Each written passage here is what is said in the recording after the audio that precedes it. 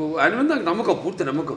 Is a captain of the ship. అంటే అలా అని కాదు, ఇప్పుడు ఈ మొదటి నుంచి సినిమా నుంచి కూడా చూసుకుంటే కథ మొత్తం చెప్పడం మొదటి నుంచి, మళ్ళీ మొదటి భాగం అని రెండో భాగం ఇదంతా ఉండదు మా దగ్గర.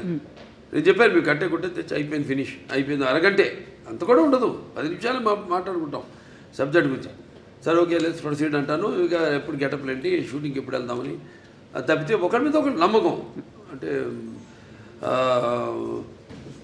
తర్వాత ఇక